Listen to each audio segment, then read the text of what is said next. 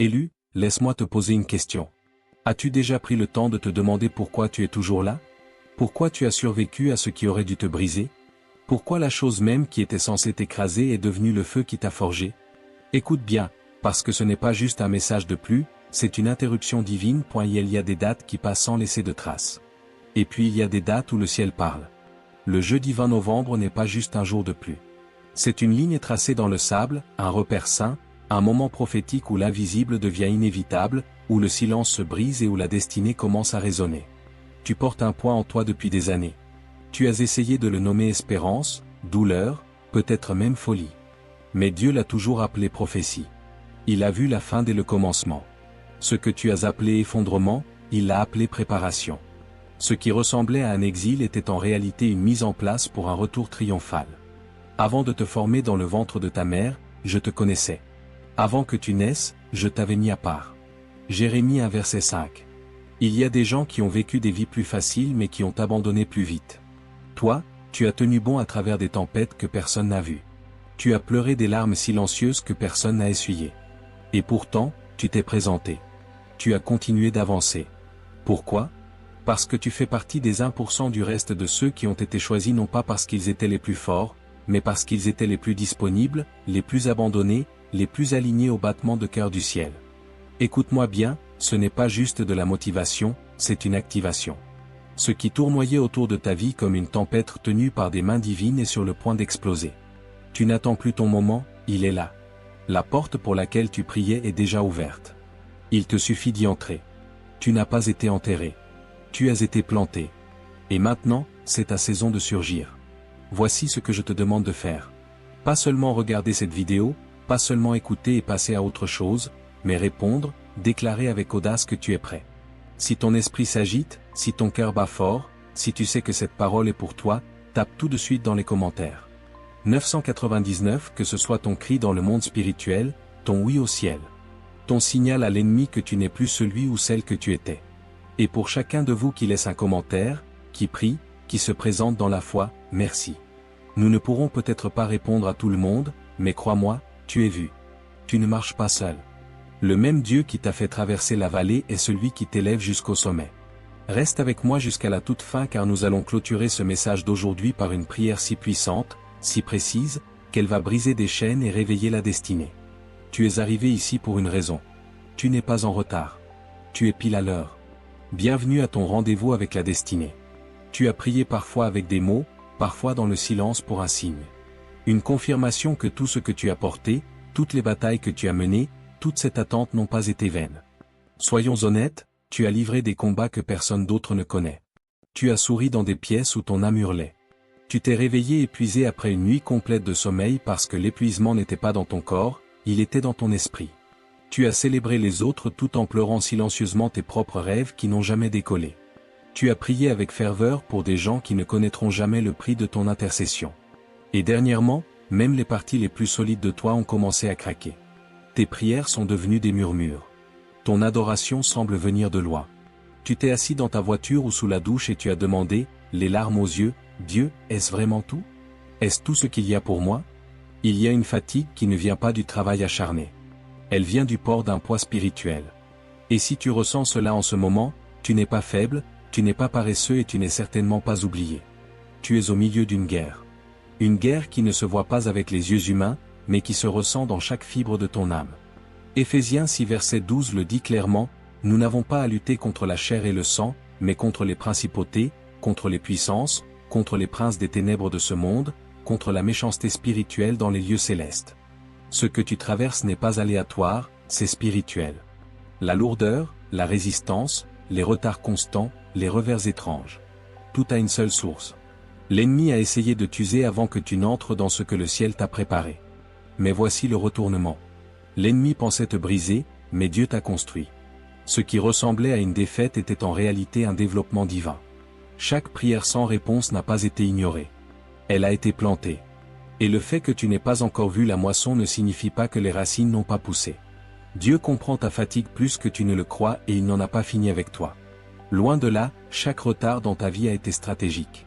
Tu penses que Dieu a été silencieux, mais en réalité, il parlait à travers les circonstances, à travers les portes fermées, à travers les choses mêmes que tu prenais pour des preuves de son absence. Psaume 34 verset 18 nous rappelle, « L'Éternel est près de ceux qui ont le cœur brisé et il sauve ceux qui ont l'esprit abattu. » Ce verset n'est pas juste de la poésie, c'est ta réalité. Si ton esprit est abattu, alors Dieu est plus proche que jamais. Et parlons de ce mensonge que tu as été tenté de croire, que tu es trop en retard, trop brisé, trop vieux, trop loin. Détruisons-le maintenant. Moïse avait 80 ans quand Dieu a dit, « Va maintenant, je t'envoie vers Pharaon. » Caleb avait 85 ans quand il a déclaré, « Donne-moi cette montagne. » Et Noé n'a même pas commencé à construire l'arche avant d'avoir largement dépassé l'âge mûr. Si le Créateur du temps t'appelle, comment le temps pourrait-il te disqualifier? La vérité, c'est que tu n'as pas manqué ton moment. Tu as été préservé pour lui. Le ciel n'a pas perdu ton dossier. Il a traité ta mission pour le jeudi 20 novembre. Ce jour n'est pas aléatoire. C'est une convergence divine, un point de retournement. Prêt, ordonné, tout ce qui a semblé retardé, toutes les promesses qui semblent suspendues. Chaque nuit silencieuse où tu te demandais si Dieu se souvenait encore de ton nom, tout a conduit ici. Laisse-moi te le décomposer. La douleur n'est pas venue pour te détruire, elle est venue pour te révéler. Tu ne te brises pas, tu es révélé. Dieu a dépouillé les fausses identités, les fondations fragiles, les relations qui ne pouvaient pas porter là où tu vas. Ce qui reste, c'est la version de toi qu'il a toujours eu l'intention d'atteindre. Tu ne luttes plus pour la victoire. Tu luttes depuis la victoire car le résultat est déjà acquis. Romains 8 verset 37 déclare, « Dans toutes ces choses, nous sommes plus que vainqueurs par celui qui nous a aimés. » Cela signifie que la bataille n'a jamais dépendu de ta force. Elle a dépendu de ton endurance et le fait que tu sois toujours debout, toujours là, toujours affamé de la parole de Dieu prouve que la guerre a déjà basculé en ta faveur. Dieu ne t'a pas conduit si loin juste pour te laisser t'épuiser dans le désert. Il t'a conduit ici parce que le désert était l'endroit où il pouvait te parler sans distraction. Le désert n'était pas une punition, c'était une préparation. Tout comme Jésus a été conduit dans le désert avant de commencer son ministère public, tu as été dans le lieu d'épreuve pour que quand ton moment viendra, tu sois prêt non seulement à recevoir la bénédiction, mais à emporter le poids. Alors maintenant, je te pose la question. Sens-tu cela? Cette agitation, ce sentiment inébranlable que quelque chose va bouger? C'est ton esprit debout sur le seuil de la destinée. Ce n'est pas une espérance folle, c'est une conscience prophétique. Tout dans ta vie a construit ce moment. Le ciel n'a pas été silencieux. Il a écrit ta percée et maintenant ton horloge intérieure se synchronise avec le calendrier du ciel. Le compte à rebours est dans sa phase finale. Tout ce que tu as enduré, chaque chagrin qui a brisé tes attentes, chaque perte qui t'a laissé à temps, chaque porte claquée, chaque saison agonisante où tu attendais dans le silence pendant que les autres semblaient bondir en avant, rien de tout cela n'a été vain. Tout faisait partie d'une préparation divine. Pas pour survivre, pas pour une simple récupération, mais pour une libération, une activation, pour la mission que le ciel a inscrite dans tes os. Bien avant ton premier souffle, l'ennemi a passé des années à travailler sans relâche pour te convaincre que ton moment était passé. Il a murmuré à ton âme que le succès de tes enfants marquait la fin de ta pertinence, que ton corps qui vieillit te disqualifiait d'un impact spirituel, que tes cheveux gris étaient le signe que ton temps était fini. Il a utilisé l'obsession du monde pour la jeunesse et la vitesse pour essayer de t'enterrer dans le silence.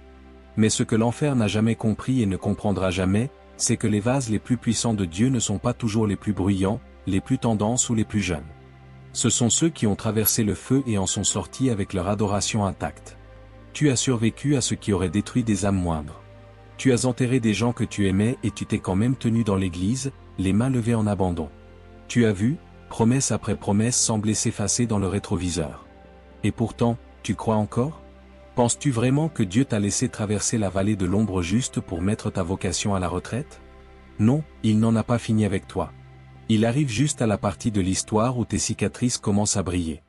Dans le monde invisible, quelque chose bouge. Un transfert saint est en cours. Des manteaux se déplacent.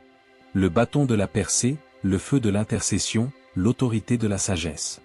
Il est en train d'être passé. Et voici la partie que la plupart ne croiraient pas. Il t'est transmis à toi. Oui, à toi.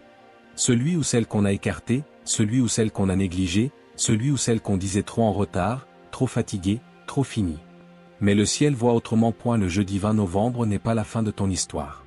C'est le dévoilement de ton appel. Pendant des décennies, tu as semé dans les larmes, planté avec des mains tremblantes, arrosé avec des prières murmurées dans des oreillers tachés de chagrin.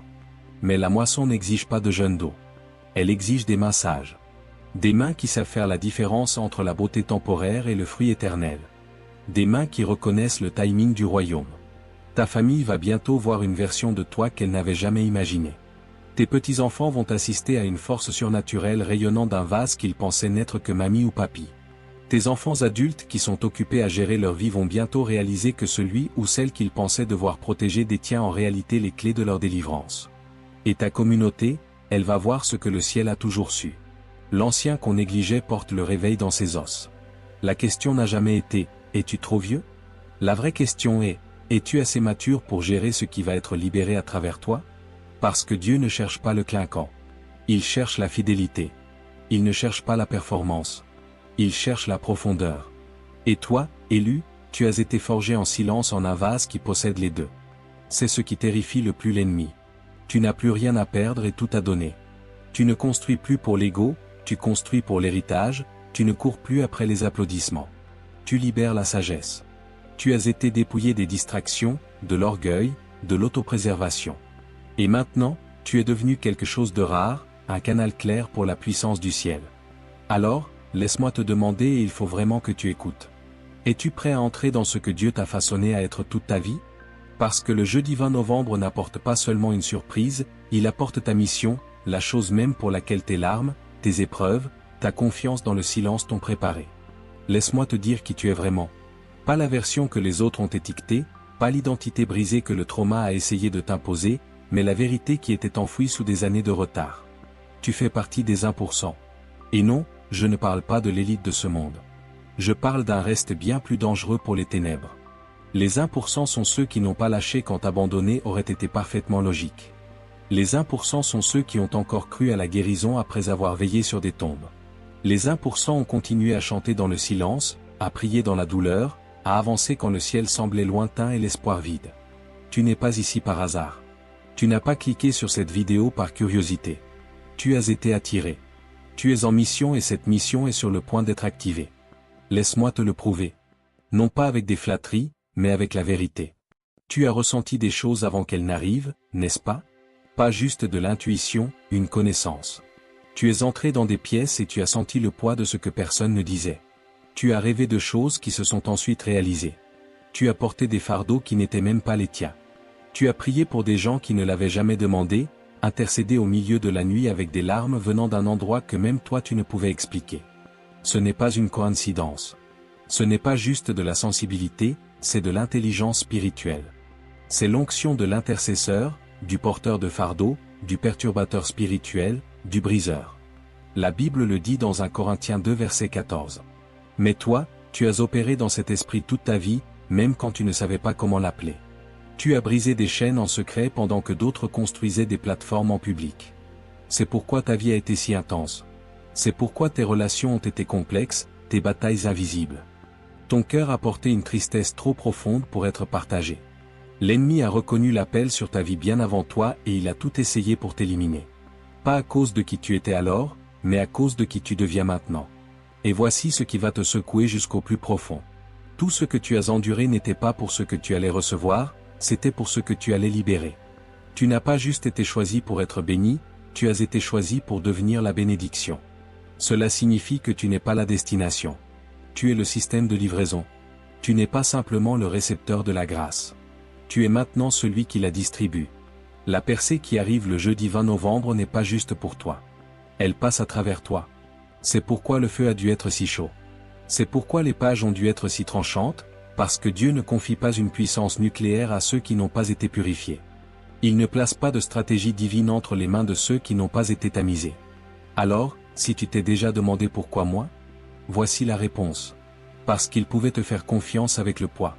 Parce qu'il savait que tu continuerais à louer, à avancer, à protéger la promesse, même les mains vides avec seulement la foi. Et maintenant, cette foi va être armée. Le ciel va bouger à travers toi. Tu as été dans la fournaise. Non pas pour être consumé, mais pour être affiné. Non pas pour être détruit, mais pour être défini. Chaque épreuve, chaque chagrin, chaque moment où tu as cru que c'était la fin en réalité était ton commencement. Le feu n'est pas venu pour t'épuiser, il est venu pour brûler ce qui ne pouvait pas t'accompagner dans ta prochaine saison. Tu n'as pas été caché, tu as été entraîné. Et maintenant, le poids de ton combat spirituel va enfin faire sens. car tu ne vas pas juste entrer dans la bénédiction, tu vas entrer dans la mission divine. Les 1%, le vrai reste, ne vivent pas des vies ordinaires. Ils ne suivent pas la foule. Leur marche est solitaire, leur appel coûteux et leur récompense éternelle. Jésus lui-même a dit dans Luc 12 verset 48, « À qui on aura beaucoup donné, on demandera beaucoup. Et si tu es honnête, on t'a beaucoup donné. » Tu as vu des choses dans l'esprit avant que les autres ne les ressentent dans le naturel. Tu as discerné la tromperie derrière un sourire. Tu as prié pour des gens qui ne prieraient jamais pour toi. Tu as porté des fardeaux trop lourds pour ton propre cœur, mais tu t'es quand même présenté aux autres avec la paix sur le visage. Le ciel a investi profondément en toi. Couche après couche, tempête après tempête, silence après silence. Et maintenant, il est temps de récolter cet investissement. Pas dans le confort, pas dans les honneurs, mais dans la puissance. Le genre de puissance qui change l'atmosphère quand tu entres dans une pièce. Le genre d'onction qui brise des chaînes générationnelles d'un murmure. Tu n'as pas juste été préparé à recevoir une percée. Tu as été forgé pour en devenir une. Vois-tu, une percée ce n'est pas juste obtenir quelque chose, c'est devenir quelqu'un.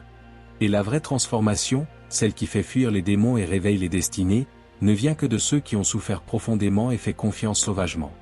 Ta douleur n'était pas une punition. Ton isolement n'était pas un abandon. C'était l'intimité. Dieu te tirant si près de lui que le monde a dû se taire pour que tu puisses entendre sa voix. Et voici la partie qui va faire se lever ton esprit. L'attente est terminée. La saison de préparation est achevée. Le compte à rebours divin atteint 0. La mission des 1%, celle pour laquelle tu t'es entraîné sans le savoir toute ta vie, est sur le point d'être activée. Quand elle le sera, tu ne seras pas juste témoin d'un changement dans tes circonstances. Tu seras témoin d'un changement dans ta capacité, dans ton autorité, dans ta portée spirituelle. Tu vas bientôt porter un poids dans l'esprit qui ne correspond ni à ton CV, ni à ton compte en banque, ni à ton parcours. La question maintenant n'est pas de savoir si tu es digne. Es-tu prêt à entrer dans la plénitude de ton but, sachant que dès ce moment, plus rien dans ta vie ne sera jamais normal? Voici la vérité qui fait trembler la terre sous tes pieds. Rien de tout cela n'arrive parce que tu l'as mérité. Ça arrive parce que tu as tenu bon. Tu n'as pas abandonné quand abandonner aurait été parfaitement logique. Tu n'as pas tourné le dos quand toutes les voix disaient c'est fini. Et le ciel? Oui, le ciel l'a remarqué. Et si ta douleur était le programme d'entraînement de ta puissance? Et si tes larmes étaient l'entraînement pour ton territoire? Et si la chose qui a failli t'achever était celle qui va t'envoyer au front? Le jeudi 20 novembre n'est pas une date sur le calendrier, c'est une ligne dans le sable, un tournant ça. Et quand il arrivera, il ne changera pas seulement ton environnement, il changera qui tu es dans l'esprit. Élu, laisse-moi te poser une question qui pourrait te secouer de l'intérieur. As-tu remarqué que juste quand la lumière semblait percer, juste quand tes prières semblaient enfin exaucées, tout autour de toi s'est soudain effondré? As-tu déjà demandé pourquoi au moment où tu recommençais à croire, tout l'enfer s'est déchaîné? Ce n'est pas ton imagination. Et non, tu n'es pas maudit. Tu n'es pas oublié et tu ne perds certainement pas la tête. Tu es en train d'être positionné. Tu ne tombes pas en morceaux. Tu tombes en alignement. Juste avant qu'une graine ne perce la surface du sol, la pression est à son maximum. Le poids de la terre au-dessus devient insupportable. L'obscurité est épaisse, la résistance intense. Et pourtant, c'est à ce moment précis que la percée arrive. Pas quand tout est facile, mais quand tout repousse. C'est là que la vie jaillit. Tu es cette graine et la pression que tu ressens n'est pas pour t'enterrer, elle est pour te faire naître. Et maintenant, le jeudi 20 novembre n'est pas juste une date. C'est le moment où la graine perce le sol et où l'appel devient visible. Mais avant cela, il faut que tu comprennes pourquoi tout semble t'écraser en ce moment. Regarde ta vie ces derniers mois. Regarde honnêtement, des gens en qui tu avais confiance sont devenus froids. Des membres de ta famille qui croyaient en toi sont soudain devenus distants, voire soupçonneux de ton cheminement. Des amis sont partis sans raison.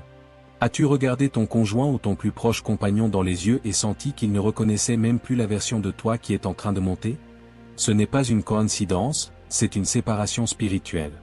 Plus tu te rapproches de la mission divine, plus le ciel t'éloigne de ce qui ne peut pas t'accompagner. Ce n'est pas du rejet, c'est du raffinement. Les gens qui s'éloignent ne sont pas tes ennemis. Ils étaient des missions pour une saison précédente, pas ta destinée. Quand Joseph a partagé ses rêves donnés par Dieu dans Genèse 37, ce n'est pas des étrangers qui l'ont trahi, c'étaient ses propres frères. Pourquoi? Parce que la faveur déclenche la résistance. Sa fosse n'était pas une punition, c'était du positionnement. Son isolement n'était pas un exil, c'était de l'accélération. Et le tien aussi. Parfois, Avant de te donner une couronne, Dieu vide la pièce. Mais ce n'est pas tout, n'est-ce pas? Tu es fatigué, pas juste physiquement. Tu es épuisé jusqu'aux os. Tu dors et tu te réveilles quand même épuisé. Ton corps semble assiégé et ton esprit tient à peine. Tu es allé chez les médecins, ils te disent que rien ne va, mais tu sais ce que ça fait de combattre quelque chose que tu ne peux pas nommer. C'est parce que ce à quoi tu fais face n'est pas charnel, c'est une guerre. Éphésiens 6 verset 12 le dit clairement, nous n'avons pas à lutter contre la chair et le sang, mais contre les principautés, contre les puissances, contre les princes des ténèbres de ce monde. Tu n'es pas fou, tu n'es pas malade, tu es en bataille. L'ennemi sent ce qui arrive. Ta percée est si proche qu'il peut la sentir. C'est pourquoi il dirige tout contre toi, tes finances, ta santé, ton foyer, parce qu'il ne gaspille pas ses munitions sur ceux qui ne représentent aucune menace. Tu n'es pas attaqué parce que tu es faible. Tu es attaqué parce que tu es dangereux. Et maintenant, laisse-moi te dire ce qui pourrait te briser de la plus belle des façons.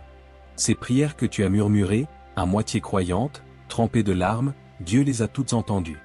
Elles ne se sont pas évaporées dans l'air, elles ont construit quelque chose. 1 Samuel chapitre 1 nous parle d'Anne, moquée, stérile, négligée, qui a prié avec une telle désespérance qu'Élie a cru qu'elle était ivre. Mais ce qui ressemblait à de la folie était en réalité la foi en travail d'enfantement. Sa douleur n'a pas été ignorée. Elle a incubé un prophète qui a changé une nation. Ta douleur a fait la même chose. Chaque prière silencieuse, chaque nuit où tu t'es endormi en pleurant, chaque moment où tu as dit Dieu s'il te plaît, montre-moi que tu me vois encore. Tout a été enregistré. Le ciel ne t'a pas ignoré. Il a construit ton miracle brique par brique. Et quand ce miracle arrivera, il ne changera pas seulement toi. Il changera tous ceux qui sont liés à ton nom, ta famille, ta lignée, ton héritage. En ce moment, tu es dans ce qui ressemble à l'œil du cyclone. Tes ados sont distants. Ton mariage tient avec un fil. Tes finances suffoquent et chaque fois que tu essaies de prier, tes mots semblent heurter du béton. Mais ce n'est pas une défaite spirituelle, c'est un travail spirituel d'enfantement. Pense à une femme sur le point d'accoucher. Juste avant que la nouvelle vie arrive, les contractions sont insupportables. La douleur est aiguë, implacable, écrasante. Mais cette douleur, ce n'est pas la mort, c'est l'arrivée. Ce qui ressemble à une guerre est une douleur de travail. Ce qui ressemble à la fin est en réalité le début de l'émergence. Tu ne peux pas arrêter maintenant. Tu ne peux pas faire demi-tour. Tu ne peux pas abandonner parce que cet enfantement, cette percée arrive. Que tu te sentes prêt ou pas, que tu te sentes digne ou pas, que tes circonstances le suggèrent ou pas, Dieu l'a déjà mise en mouvement. Mais c'est là que les 1% se séparent de la foule. Pas parce qu'ils sont meilleurs, mais parce qu'ils ne s'inclinent pas quand la pression monte. Ils comprennent que Goliath n'est pas ta sentence de mort. Goliath est ton examen de passage. David n'a pas juste combattu un géant. Il est entré dans la royauté. Moïse n'a pas juste survécu au désert. Il est devenu celui qui a conduit la délivrance. Jésus n'a pas évité la croix. Il l'a conquise pour libérer la résurrection. Ton combat n'est pas l'ennemi. C'est la preuve que tu es au bord de quelque chose de trop grand pour être arrêté maintenant. Tu es allé trop loin. Tu as trop enduré. Tu as trop pleuré pour que ce soit la fin. Voici la question finale et toi seul peux y répondre. Vas-tu laisser la pression te briser ou vas-tu la laisser te faire passer au travers? Repense. Chaque fois que tu avais l'impression de prendre enfin de l'élan, tout ne semblait-il pas s'effondrer? Juste quand l'espoir pointait à l'horizon, la tempête n'a-t-elle pas frappé plus fort que jamais? Ce n'était pas de la malchance, c'était du travail spirituel d'enfantement. Tu portais quelque chose de saint, quelque chose que l'ennemi ne pouvait pas arrêter mais qu'il craignait terriblement. Et plus tu te rapprochais de l'accoucher, plus l'enfer essayait de te convaincre d'avorter la mission. Appelons cela par son nom. Tu as été en travail, mais pas juste pour une bénédiction, pour un appel. Le genre d'appel qui résonne à travers les générations, le genre d'impact qui ne s'efface pas après les applaudissements. Le genre de mission qui ne naît que du creuset. Tu as demandé à Dieu, pourquoi ai-je dû perdre autant? Pourquoi avoir traversé ce chagrin, cette trahison, cette saison où tous ceux que j'aimais sont partis? Laisse-moi te dire quelque chose que l'ennemi n'a jamais voulu que tu entendes. Tes pertes n'étaient pas des soustractions, c'étaient des extractions. Dieu retirait tout ce qui n'aurait pas survécu là où il va t'envoyer. Et maintenant, tu as atteint un terrain sacré. C'est le moment où la révélation devient activation, où tout ce que tu sais dans ta tête commence à s'éveiller dans ton esprit, où ce qui ressemblait à un espoir lointain commence soudain à gronder dans ta poitrine comme le tonnerre. Tu ne survis plus, tu bouges, tu te réveilles, tu te lèves. Et si tout ce que tu as enduré, chaque nuit sans sommeil, chaque prière silencieuse, chaque moment où tu te sentais invisible n'était pas juste pour survivre, mais pour préparer tes 3 prochaines années? Et si ces larmes que tu as versées dans l'obscurité n'étaient pas perdues, mais recueillis, stockés dans les coupes du ciel, comme le décrit Apocalypse 5 verset 8, en attente de la libération divine? Et si la douleur que tu portes depuis des décennies était en réalité le façonnement d'un muscle spirituel inébranlable? L'apôtre Paul connaissait cette vérité quand il a écrit « Nous sommes pressés de toutes parts, mais non écrasés, dans la détresse mais non désespérés. » 2 Corinthiens 4 verset 8. Il ne survivait pas seulement, il était forgé. Et toi aussi, tu as vécu toute ta vie sous le poids des attentes des autres, de leurs délais, de leurs limites. Mais le jeudi 20 novembre marque une rupture dans le cycle. Voici la vérité qui va changer ta perspective. Ta percée ne vient pas vers toi, elle vient de toi. Elle a attendu tout ce temps ton accord. Pas juste un oui avec tes lèvres, mais un oui dans ta posture. Un abandon qui dit « Dieu, je lâche ma version de l'histoire pour recevoir la tienne ». La plupart des gens manquent leur moment parce qu'ils attendent que les choses autour d'eux changent. Pendant que Dieu attend le changement à l'intérieur. Il prie pour que des portes s'ouvrent sans réaliser que certaines sont déjà déverrouillées. Il supplie pour un signe sans reconnaître que le feu qui brûle encore dans leur esprit est le signe le plus fort qui soit. Jérémie 29 verset 11. Car je connais les projets que j'ai formés sur vous, projets de paix et non de malheur afin de vous donner un avenir et de l'espérance. N'a pas été écrit pour des gens dans le confort. Les mains prêtes à servir et le cœur prêt à être ému. Et maintenant, je prie pour l'audace, pour le courage d'entrer dans des pièces où je me sens disqualifié, de parler quand tu me pousses, de me tenir debout quand il serait plus facile de rester assis, de croire même quand je ne vois pas encore. Mais le feu à mon esprit, pas pour la gloire, pas pour le confort, mais pour le but. Et enfin, Dieu, je te remercie pour chaque moment où tu m'as porté quand je pensais marcher seul. Pour chaque tempête que tu as calmée avant même que je sache qu'il y avait du danger. Pour chaque prière que tu as exaucée d'une façon à laquelle je ne m'attendais pas. Pour chaque non qui était en réalité une protection. Pour chaque miséricorde cachée, pour m'avoir préservé non pas juste pour survivre, mais pour être envoyé. À partir de ce moment, je ne reculerai plus. Je ne me disqualifierai plus. Je n'attendrai plus un signe parce que maintenant je sais que je suis le signe. À une nom puissante et invincible de Jésus. Amen.